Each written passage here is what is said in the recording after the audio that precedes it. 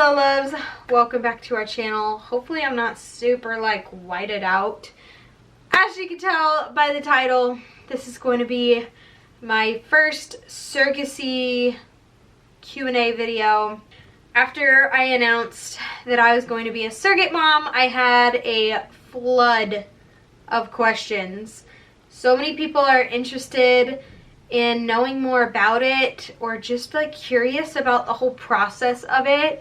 So I thought this would be the perfect time for me to do my Q&A and just answer a bunch of questions you guys have about the journey, about surrogacy in general, and my experience so far. This is a little overdue because I've been meaning to film this for the past couple days now, and I'm one busy mama, so I'm just now getting to it, and hopefully I can get it uploaded within a day or so from after I am done filming this, so that I can get it up for you guys and you can have your answers to your questions. Alright, so I asked you guys on my Instagram as well as my YouTube. I don't know if I got really that many questions from YouTube, but I also wrote a couple questions that I get frequently and are just kind of like general questions about surrogacy as well, because they're just questions that I get like almost daily. So I'm actually going to start with those first. Alright, so number one, how do you get matched? I'm not really quite sure if I know a lot of people or a lot of surrogates that are just surrogates by themselves, not through an agency. It could be kind of like a risky thing not doing it through an agency, but I have no clue. I'm just going through a surrogate agency and they pretty much handle everything, and so it's a lot easier and smoother of a process. Pretty much I just filled out a profile after I got accepted and answered a bunch of questions about myself, health, different things, and then the agency started showing my profile to intended parents that were interested. So I've actually been matched twice. This is not my first time being matched. The first time it fell through because there was just some miscommunication about my miscarriages, and they didn't want to go through with it knowing that I had previous miscarriages. So it took a little bit longer to get matched because of that circumstance, even though you guys know if you came from my old channel that it was a really, really early miscarriage, like 5 weeks, so technically it was like a chemical pregnancy. But there's so much that goes into surrogacy, money and time and effort and just emotional aspects that go into surrogacy. So the intended parents are very strict on what they want. And sometimes if you have circumstances like that, it might take a little bit longer to get approved, but it's not, or not approved, but matched. But it's not impossible. There are requirements for being a surrogate. I'm not 100% sure on all of them, but I do know that you have to have at least had one successful pregnancy in order to become a surrogate. Like, that's just the first, like, right off the bat thing. And also you have to be financially stable. But the next question is, what is your husband's thoughts about the surrogacy and your decision to be a surrogate mom? And my husband has been very, very supportive.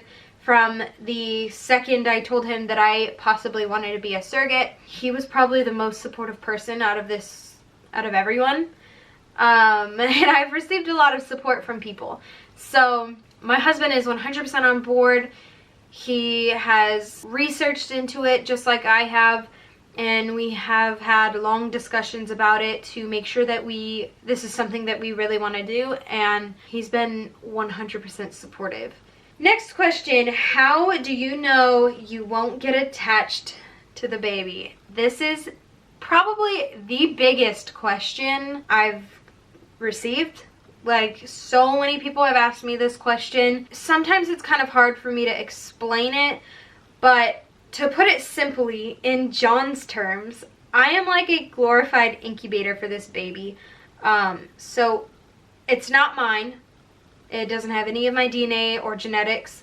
It is fertilized before transfer. So it's not my baby, but I can also see how you can grow an emotional connection to a child that you carry for 9 months. But for me, I don't see that happening because we aren't ready to have another child of our own financially and emotionally.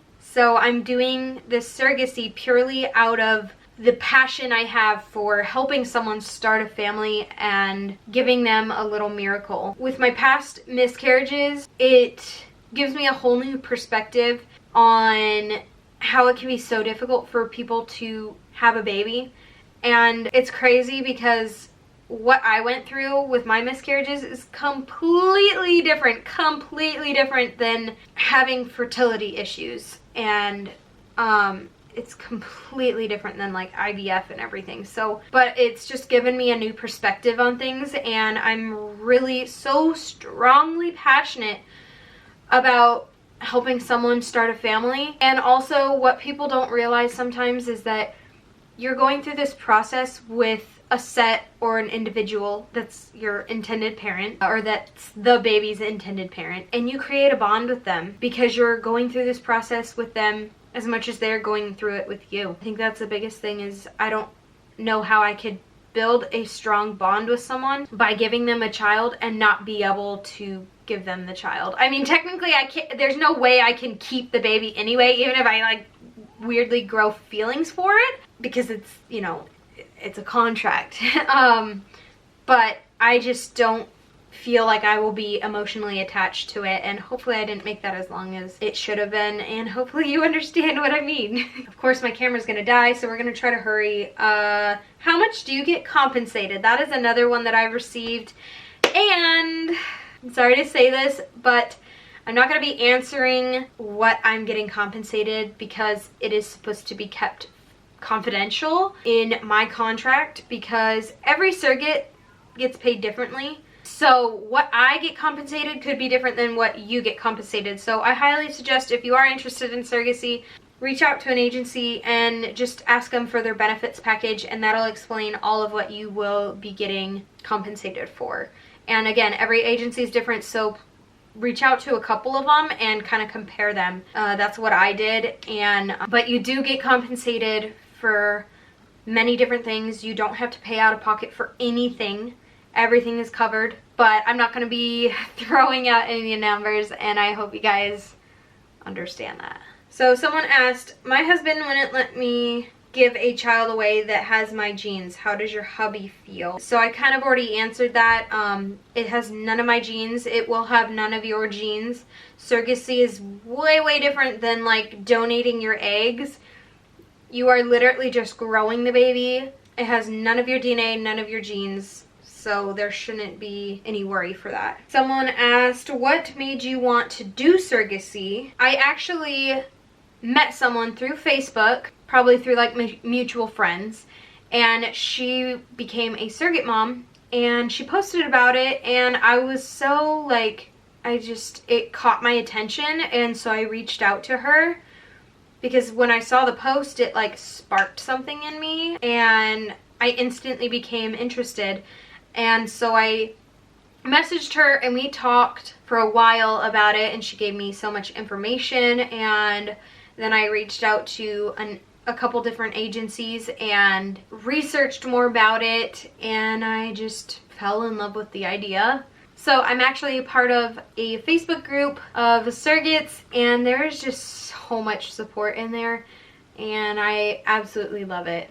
Next question is, how does your family and husband feel about it? I already answered about the husband, but my family has been 100% supportive. I mean, obviously there was some like questions, and they just wanted to make sure that this is something that I for sure want to do, and that I have fully wrapped my head around this, because obviously pregnancy in itself is not is a big decision and a big thing to go through. So they wanted to make sure that I was 100% okay with going through this, and that I knew all the risks with going through this.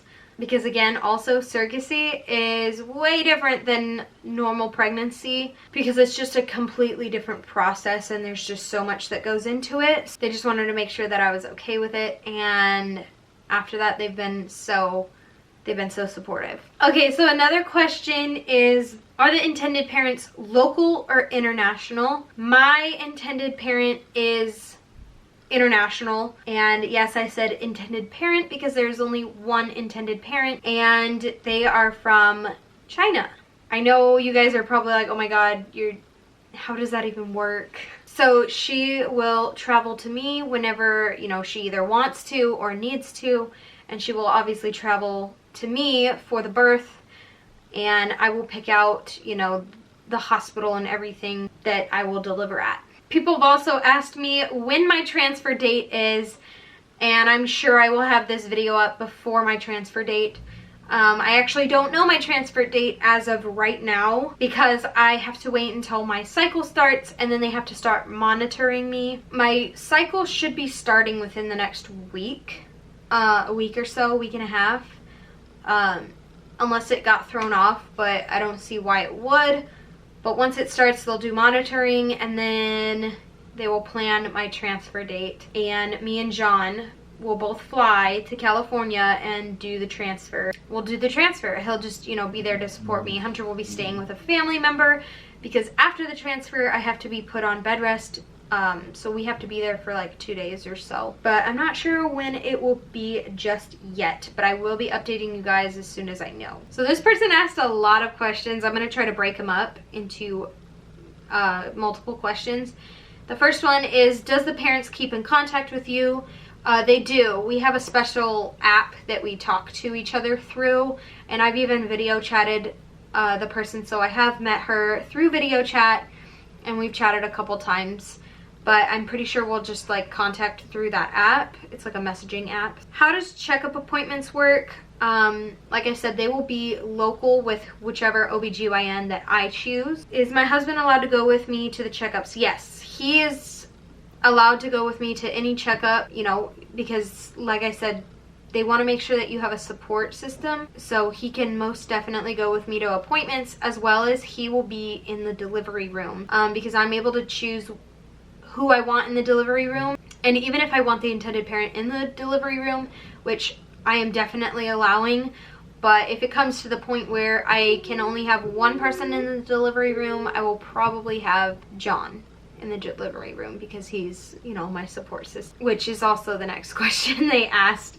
The next question is, do they have to adopt the baby? So surrogacy is different than adoption because they're not adopting it. It's technically their baby, so it's a completely different contract. It's not adoption at all. She said, don't you have some sort of opinion towards it? And the question, or the answer is no. I don't have any decisional rights over the child. That is all the intended parents' decision. All right, so that is pretty much all the questions that I can find or that I have been asked. If you do have any further questions, please leave them down below in comments, because I have my comments turned on this channel, and I would love to answer more questions that you guys have. So make sure to leave them down below. I might gather them and put them in a different video, or I might just answer them. I'm not quite sure, but I would love to answer any questions you guys have if you have any further. I hope you guys really enjoyed this video and got some great information out of it and some insight into kind of my journey so far. And I will see you in my next video.